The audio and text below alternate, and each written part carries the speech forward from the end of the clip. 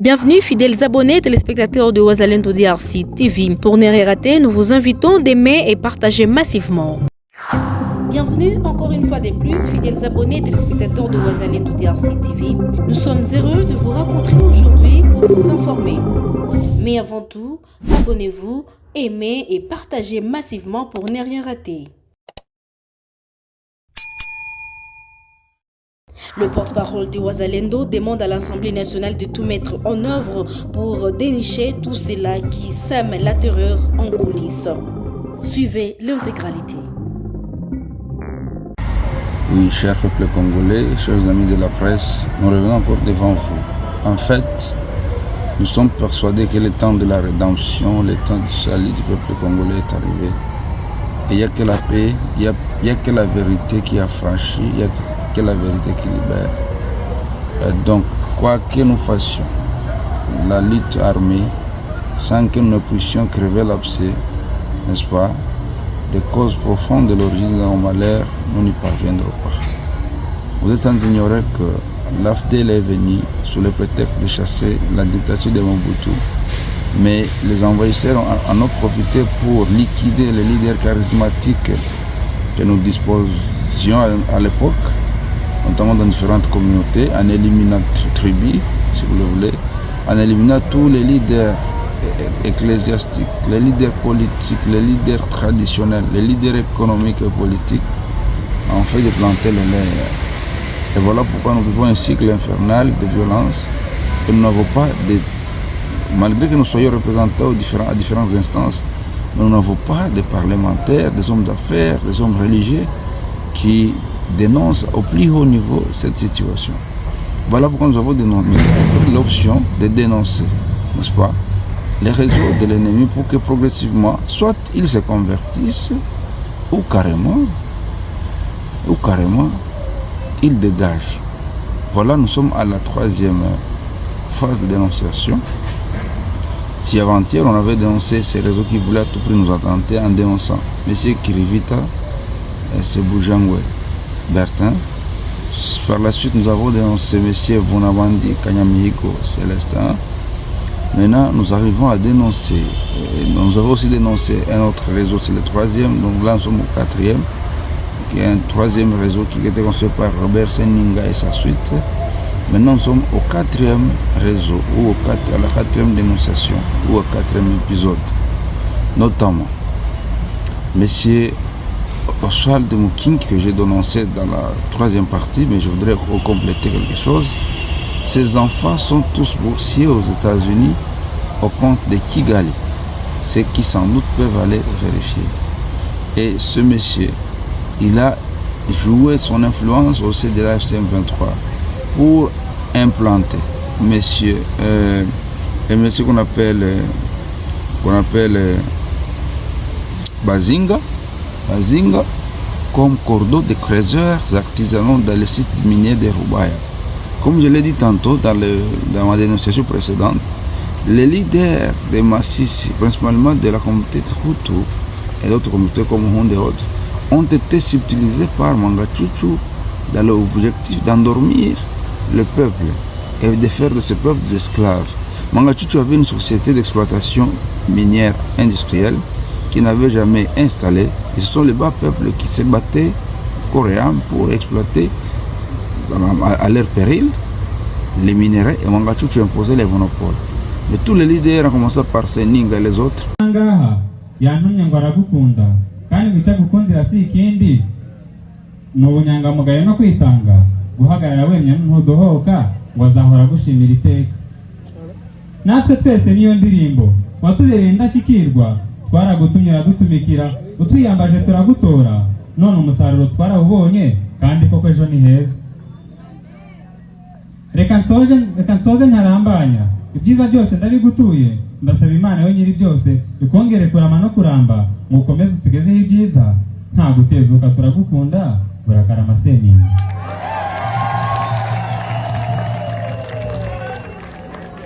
Merci.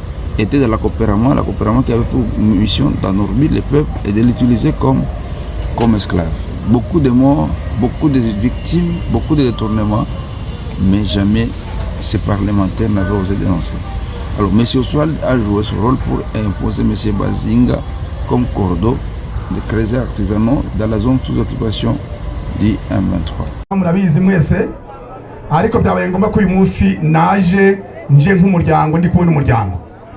Twaje rero dufite ubutumwa bwinshi ariko cyane kenshi murabizi ko icyama cya M23 cyaje kuboza abantu bari barabahanga batari beza batakoze ibyiza ariko uyu munsi twabohowe. Banyamuryango bavandimwe rero turasaba kugira ngo ibyo muzi murabizi nta muntu wagwana urugamba adafite ingabo, nta muntu wagwana urugamba adafite ingabo. Turabasaba rero icyatuze nk'abanyamuryango, ngira ngo hano mu Rubaya havuye abana benshi bagiye mu gisirikare nabizi. Ababizi manza bihari eske ntibagiye koko benshi. Turasaba rero kugira ngo n'ubundi tubwire abana bacu bari mu mashamba nitwe twababyaye, mwese mujana ubutumwa kugira ngo tubone ko abana bacu bari mu shamba bagarukya bakaza mu ngabo za M23. Niba abantu bafite n'ikibazo bahura bazi barababariwe. Et comme je l'ai dit tantôt, ce monsieur, au-delà d'avoir ses enfants boursiers par Kigali aux États-Unis, il a son petit frère qui agit maintenant officiellement au C-23, alors qu'il était un haut cadre au sein de l'OCC, ce monsieur Oswald, ce monsieur Liavin Mukinga. Et par-dessus tout, Oswald Muking est en connivence avec l'évêque émérite Ngabou Faustin, qui a toujours été actif dans toutes les guerres d'agression que nous avons connues pour ceux qui le savent, depuis l'AFD, l'RCD, le CNDP. En tout cas, les diocèses de Goma sous Ngabou avaient joué un grand rôle en faveur des agresseurs. Et voilà pourquoi, si vous suivez de très près les comportements des évêques catholiques, ils ont tendance à confirmer ce que nous vous disons, et surtout la convivialité qu'il y a entre l'église catholique à l'est et les agresseurs. À part lui, il y a M. Melchisedek, qui est l'évêque de la paroisse de Beni Butembo. Lui aussi, c'est un pion. Nous avons des éléments cantasseux, et il y a un compatriote musulman qui a été dérouté par l'entremise de cet évêque, M. Kabidon, qui a été arrêté et transféré à Kinshasa. Il peut déposer beaucoup d'éléments par rapport à cet évêque. Et donc l'église catholique, en s'alignant aux côtés des agresseurs, ils ont des mobiles ou des motifs que nous ignorons, mais pour tout observateur avisé, nous savons pourquoi ils agissent de cette manière. À part lui, il y a M. Oswald Moussoni, qui était jusqu'il y a quelques jours directeur de la Caritas diocésaine de Goma. Ce monsieur, c'est un grand bailleur de fonds pour l'M23 et toute la généalogie. Et pour rappel, à un moment donné, l'argent des enseignants qui étaient payés par Caritas était dilapidé tout au long de leur transfert sur différents axes. Dieu aidant, on avait appréhendé en 2020 un réseau qui avait kidnappé ou volé l'argent, cambriolé l'argent des enseignants de Massissi, à chose à Kimoka dans les territoires de Massissi, près de Saké. Et on se rendra compte que parmi les exécutants de la mission, il y avait un prêtre. Même si on avait tué l'opération, mais le prêtre avait dénoncé Oswald Moutoni. À part lui, on avait appréhendé un élément du M23 qui venait fraîchement du Rwanda pour cette opération. Et donc il y avait une bonne coordination pour financer le M23 avec l'argent des enseignants qui était payé par Caritas. Il y a une autre opération qui était réalisée à Kindu avec un certain Guira Chuo, ancien commandant second de Guidon Sumeraï. Ce monsieur était en connivence avec les Rwandais depuis longtemps. C'est bien les Rwandais qui lui avaient donné la mission d'abattre Guidon. Et par la suite, comme il avait la couverture des généraux et des officiers pro-Kigali, il va se retrouver à Kindu pour réaliser une mission nauséabonde contre les enseignants. Et maintenant, Bouira Chuo est en prison à Kinshasa. On peut le visiter pour avoir plus de détails par rapport à comment les réseaux étaient organisés.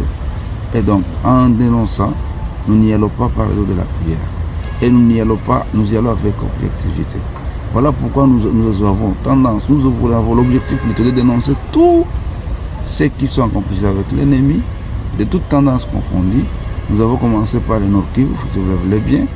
Et si les autres ne se convertissent pas, nous irons vers le site Kivu, l'Équateur, l'Oriental et que sais-je encore, pour que la vérité soit connue par le peuple et que ce peuple soit affranchi par cette vérité, comme le dit la Bible, car dit-on, mon peuple périt par manque de connaissances.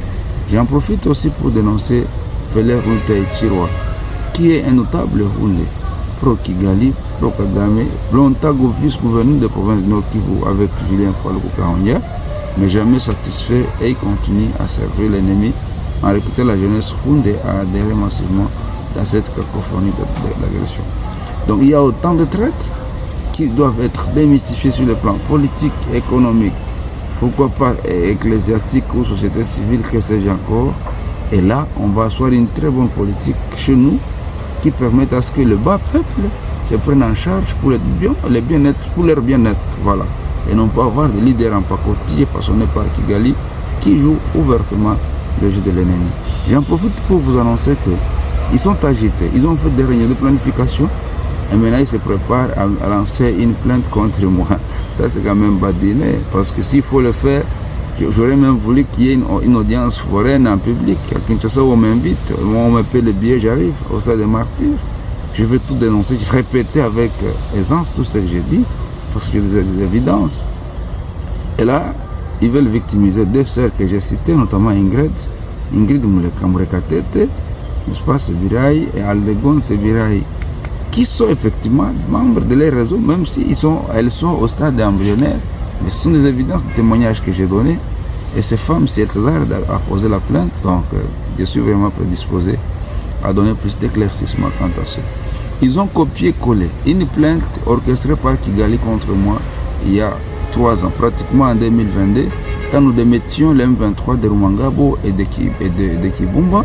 En date du 25 au 29 mai 2022, les Rwandais étaient agités, il fallait maintenant trouver l'agent causal de cet échec, et notamment, c'était le général Chirimwami à l'époque commandant secteur, avec moi comme cordeau de Ouazalendo à cette époque, effectivement, est à l'épicentre de la mise en place de cette corporation, et le colonel Tokolonga Bende Salomon. Voilà pourquoi il fallait initier des choses, des accusations fortuites, qui avaient abouti à la sanction au niveau de l'Union européenne du colonel Tokolonga Bende Salomon, par le simple fait qu'il ait participé à la mise en place de cette corporation Ouazalendo à Pinga du 17 au 9 mai 2022.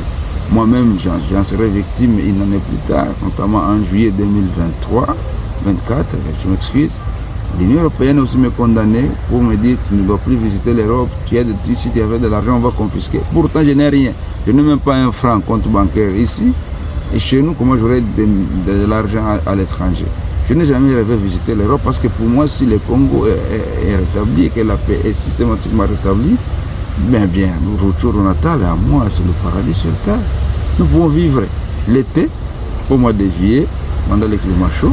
Nous pouvons vivre l'hiver. Il suffit d'aller monter vers Sabigno, d'aller monter vers Nyamulagira, vous aurez l'hiver. Vous pouvez vivre le printemps, vous pouvez vivre tous les temps, tous les 4 saisons climat de l'Europe. Je peux vivre ça étant chez moi. Je mange naturellement, je dors comme je veux avec l'air frais et bien aéré et moins pollué par rapport à ce qui se fait. Donc, nous, on n'a pas d'ambition de vivre en Europe. Nous avons l'ambition de faire de notre pays l'Europe. Voilà pourquoi ces Occidentaux doivent nous foutre la paix et nous permettre de développer chez nous. C'est ici aussi une occasion solennelle, effectivement, de remercier encore une fois le peuple américain avec leur président qui comprennent que cette fois-ci, il faut donner la paix au Congo. L'Israël qui comprend cette fois-ci qu'il faut donner la paix au Congo. Et avec ça, nous irons jusqu'au bout. Le Congo sera bel et bien cette nouvelle Jérusalem qui va arroser l'Afrique et le monde. Et ça, c'est sous notre ère. Ce n'est pas demain, c'est aujourd'hui. Et donc, le salut du Congo, c'est aujourd'hui, chers compatriotes. Voilà pourquoi ces traîtres, ils doivent se convertir ou carrément, ils doivent dégager et laisser la place à une génération plus ou moins saine qui va redresser les choses et ramener le Congo de la prédestination prophétique. J'ai dit, et je vous remercie, c'était Jean-Claude Missia Berman alias Will Mulumba, communicateur de VDP RDC Ouazalendo et président du CMC FDP, c'est-à-dire collectif des mouvements pour le changement. J'ai dit et je vous remercie. Nous voilà à la fin. Espérons que vous avez bien suivi tout en vous rappelant d'aimer, de vous abonner et partager massivement nos informations sur la chaîne YouTube Ouazalendo DRC TV, sur Facebook Ouazalendo DRC Télévision et sur X. Merci et à la prochaine.